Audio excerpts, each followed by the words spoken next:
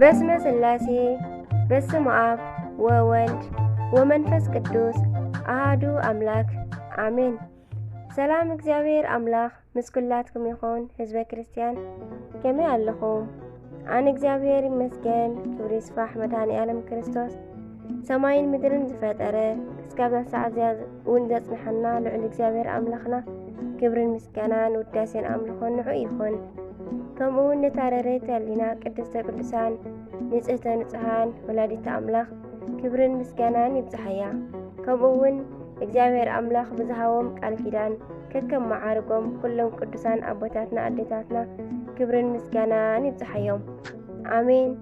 ስንክሳር 26 ነሐሴ ስንክሳር ዝሰምዕ ዘንብብ ፍቕሪ ጎይታ ኣብ ልቡ ይዕንብብ መዓዛ ቅዱሳን። በዚሎም መዓንቲ ቅዱሳን ኣቦታትና አቡነ ሃብተ ማርያም ጽንሰቶም እዩ። አቡነ ኢየሱስ መዓውን ጽንሰቶም እዩ። አባ ሰላማ ድማ ወርሓዊ በዓሎም እዩ። ኩሎም በረኸቶም ይሕደረና። ቅድስቲ ሃና ሰበይቲ ኣቦና አብርሃም። በዛ መዓልቲ ድማ ሰበይቲ ኣቦና አብርሃም ዝኾነት ናይ ዝተመስገነት ሳራ በዓል ምእንቲ ከነኸብር ናይ ቤተ ክርስቲያን መምህራን ኣቦታትና ኣዘዙ። እዛ ክብርቲ ማህፀን ዝኾነት ኣጥባታ ድማ ዝተባረኹ ክብርቲ ሳራ ኣዴና ናይ ጌራራ ንጉስ አቤሜሌክ ሰብኣይ ከም ዘለዋ ከይፈለጠ ኣብ ዝወሰዳ ጊዜ ምእንቲ ከይቀርባ እግዚአብሔር ገሰጾ፣ ብደዌ እውን ቀዘፎ። ሰብኣያ አብርሃም ኣብ ዝጸልየሉ ጊዜ ድማ ካብ ደዌኡ ተፈወሰ። ድሕሪኡ ምስ ብዙሕ ገንዘብ ናብ ሰብኣያ መለሳ። ድሕሪኡ እግዚአብሔር ብሰለስትነት ተገሊጹ ናብ ቤታ ብእንግድነት ምስ መጸ ንአብርሃም ድማ ናይ ይስሐቅ ምውላድ ምስ ነገሮ ሳራ ድማ ኣብ ውሽጢ ድንኳን ኣብ ውሽጢ ገዛኣ ኮይና ሰሓቐት። ከምዚ ክትብል ክሳብ ሎሚ ዶ ገና እየ ጎይታይ ድማ ኣሪጉ እዩ በለት።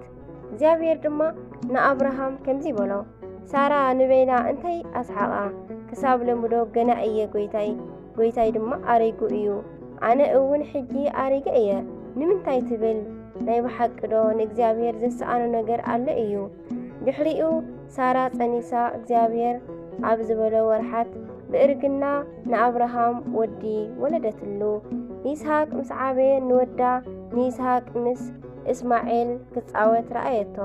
ንአብርሃም ድማ ኣዴና ሳራ ከምዚ በለቶ፣ እዛ ባርያ ምስ ወዳ ኣባረራ፣ ወዲ ባርያ ምስ ወደይ ምስ ይስሐቅ ኣይወርስን በለቶ። እዚ ነገር ድማ ንአብርሃም ስለወዱ እስማኤል ብጣዕሚ ተጭንቂ ኮኖ። እግዚአብሔር ድማ ንኣቦና አብርሃም ከምዚ በሎ፣ ናይዚ ቆልዓን ናይዛ ባርያን ነገር ንዓኻ ዘጨንቕ ኣይኹን ትብለካ ኩሉ ንሳራ ስምዓያ። ምክንያቱ ካብ ይስሐቅ ዘርኢ ክትከኣልካ እዩ እሞ በሎ። ነዚ ነገር ዓብይ ምስጢር ኣሎ። ምክንያቱ ዝተመስገነ ጳውሎስ ንቅድስቲ ሳራ ናይ ቤተ ክርስቲያን ምሳሌ ገይርዋ እዩ እሞ ድሕሪኡ ብጽቡቕ እርግና ኣብ ዝዓረፈትሉ ጊዜ ካብ ደቂ ኬጥያሚ ኤሞር ኣብ ዝገዝኦ ቦታ ቀበሮ። ንእግዚአብሔር ኣምላኽ ምስጋና ይኹኖ። ንዓና ድማ ብዝኸበረት ኣዴና ቅድስቲ ሳራ ብጸሎታ ይምሓረና። በረኸታ ድማ ምስ ኩላትና ይኹን አሜን። ነሐሴ 26 ዝኽበሩ ዓመታዊ ናይ ቅዱሳን በዓላት ብጽእቲ ሳራ ሰበይቲ ኣቦና አብርሃም፣ ቅዱሳን ኣባ ሞይስስን ሓፍቱ ሳራን ሰማዕታት፣ ቅዱሳን አጋቦስን ቅድስቲ ቴክላን ሰማዕታት። ወርሓዊ በዓላት ድማ ቅዱስ ቶማስ ሐዋርያ፣ አቡነ ሃብተ ማርያም ጻድቅ፣ አቡነ ኢየሱስ መዓ ዘሃይቅ፣ ቅዱሳን ሰማዕታት ናግራን፣ ቅዱስ አቡነ ሰላማ ከሳቴ ብርሃን አሜን።